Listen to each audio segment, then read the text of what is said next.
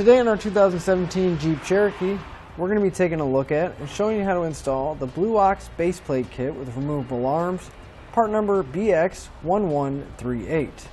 So here's what our baseplate looks like once we have it fully installed. Now this is going to allow us to hook up to our motorhome on our tow bar and safely tow our Cherokee down the road.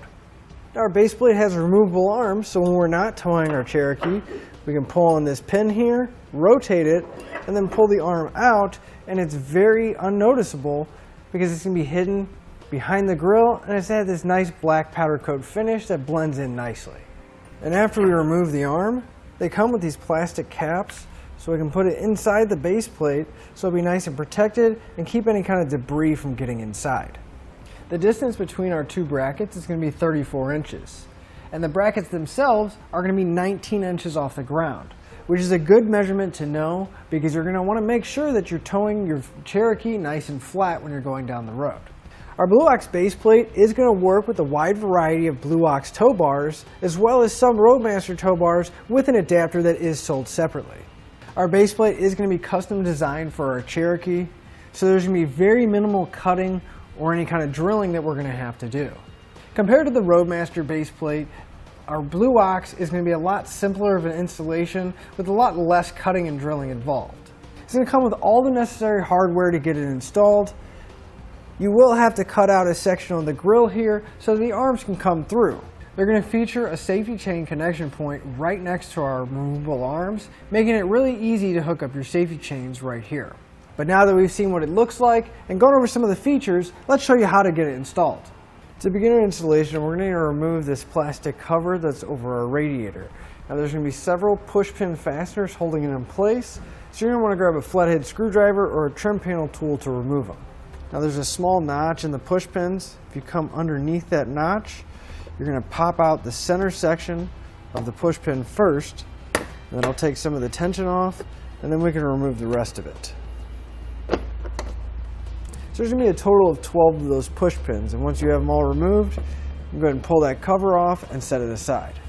On the front side of our fender here, we're going to have 3 bolts that we're going to need to remove.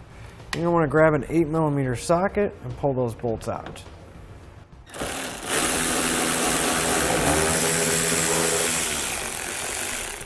We want to remove the other 3 from the other side too. Now if we pull back the liner, just to give ourselves a little bit of working room, right here at the trim piece where it meets our fascia, we're going to have a 7mm bolt that's going up. So you're going to want to grab a 7mm socket and remove that bolt. We'll remove the other side as well. On the back side where our fender meets our fascia, we're going to have 2 bolts at the very corner here that we're going to need to remove. And then if we look straight down, right below that bracket, there's going to be another bolt that we're going to need to remove. We're going to be using a 10mm socket to pull those out.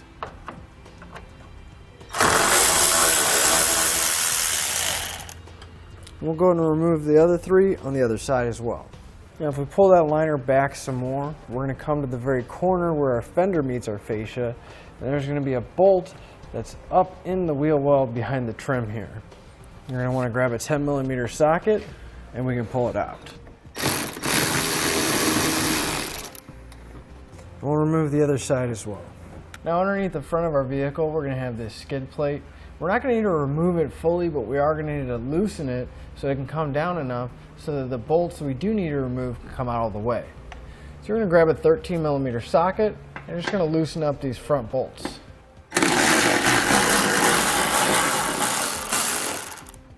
Then we can come to the back side of the skid plate, and there's going to be 4 more bolts holding it in place. And again, we just need to loosen them. We don't want to take it all the way out.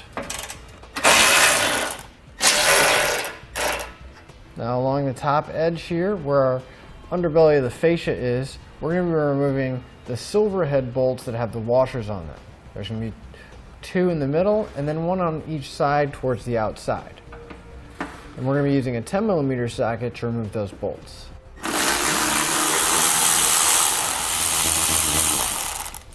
Now at the front of where our wheel well is, this little deflector piece, we're going to have 2 plastic rivets that are in there. We're going to drill those out. So I grabbed a 1/4-inch drill bit. I'm just going to drill right in the center of those rivets.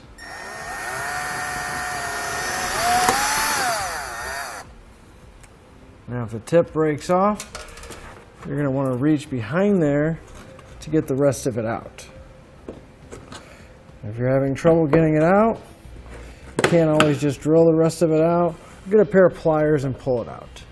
And we're going to need to drill both of them on each side. If we come back to where our trim piece meets our fender and fascia, we're going to start at the very bottom. You're going to want to reach behind it. And now these are just held in by some plastic clips. So you're going to want to pull away, releasing the clips, and you're just going to want to work your way up so that we can get behind the fascia and fender here. Once you have it pulled away on one side, you can go ahead and do that on the other side as well. Now if we start right at the corner of our fascia here, you're going to want to kind of pull down and out, and that'll release the clips here, and then we're going to start working our way towards the center. It's not a bad idea to have an extra set of hands. That way they can help you hold the fascia while we disconnect all of our fog lights and any of their electronics. Now on the driver's side here, we're going to have this rather large plug. If we push it on this black tab at the end, we should be able to disconnect it. And then we'll just need to remove this wire clip here holding it in place. Then we can set our fascia aside, make sure it doesn't get damaged. Now behind the fascia, right below our bumper beam, we're going to have these frame extensions. There's going to be 3 bolts that are holding it in place. So you're going to grab a 15mm socket and we can remove those.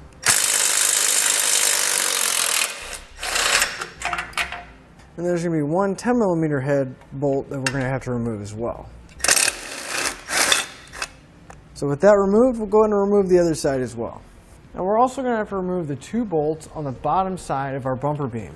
And again, we're going to be using a 15mm socket. And we'll remove the other side as well. So we can grab our main receiver brace. You want to make sure that that tab right here is facing towards the center of the vehicle. We're going to line up the holes.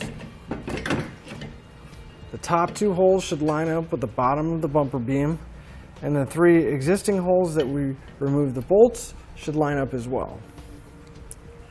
So we can take our factory bolts that we removed in the lower section. We can go get those in hand tight just so we don't have to worry about the main receiver brace falling down. We're going to be replacing the 2 top bolts that go in the lower section of our bumper beam. We're going to take one of our bolts from our kit, followed by a lock washer, and then a flat washer. And before we install any of the bolts, we're going to take a little bit of Loctite. Just going to put a thin line on the threads, and then we can thread it in. We'll line up the holes, and then just loosely thread in the bolt. Then we can get the other one in as well. And once you get both of them started, we're going to come back with a 17mm socket, and we're going to snug them up. And we'll go and repeat that on the other side. So we're going to have this support plate, and that's going to go on top of our bumper beam. So we're going to drop the bolts down through the top. We're going to line them up with the main support brace so that they come down through the holes on either side of the bumper beam. But don't forget to put your red Loctite on your bolts. And then on the bottom, we're going to have some lock nuts that we're going to thread in place. We'll go ahead and do this on the other side as well. So we're going to reinstall that 10mm nut. And we'll do that for the other side as well. So with all of our hardware in place, I'm going to come back with that 15mm socket and snug up the factory extension bolts.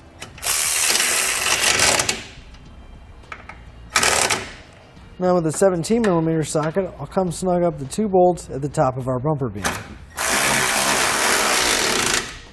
And we'll do that on both sides. I'm going to come back with a torque wrench. I'm going to torque down all my hardware, and we're going to find this specification in our instructions. You're going to want to repeat that for all of your remaining hardware. Our base plate is going to come with some permanent safety cables. Now, the key to this is you want to make sure that you wrap it around the base plate, but you also wrap it around the frame of the vehicle.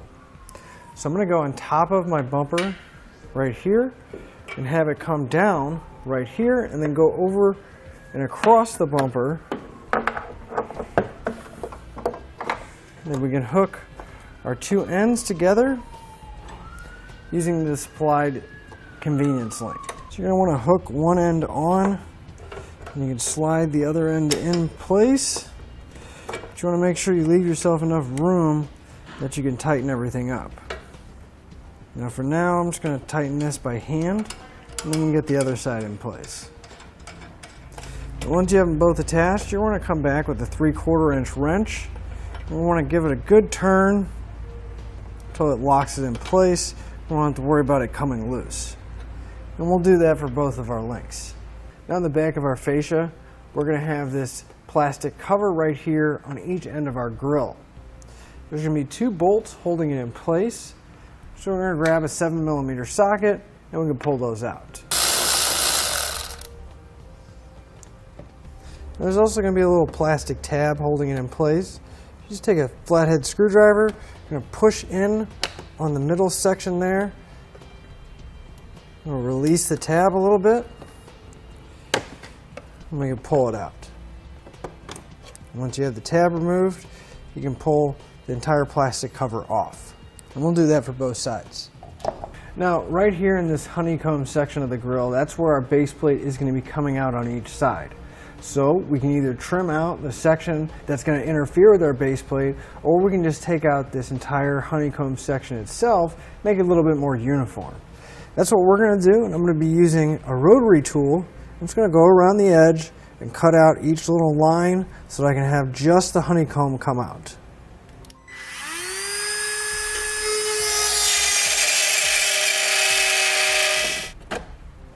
And once we have this section pulled out, I'm going to clean up around the edges and cut the other side out as well. Our base plate kit is going to come with a breakaway switch bracket, which we chose to mount right here on our bumper beam, and a bolt and nut holding it in place. So we can go ahead and put our fascia back in place. Just don't forget to plug in your electrical over on the driver's side. You may have to maneuver it a little bit and work around the base plate and make sure that it's coming out in the right spot. So now with our fascia back in place, we can start work on getting all the hardware back in.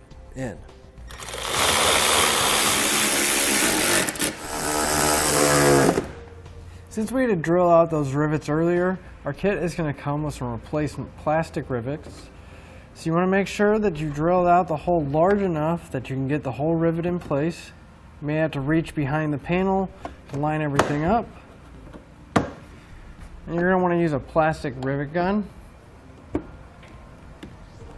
And once you have it set, if you keep working at it, it should break, but if it doesn't, you can take a pair of cutters and cut the end of that off. And we'll repeat that for the other 3 remaining holes. We're going to put all our push pins and our radiator cover back in place. So now we can take our removable arms and we're going to go ahead and insert it into our base plate. Now this little pull tab here, you want to push in until it completely retracts.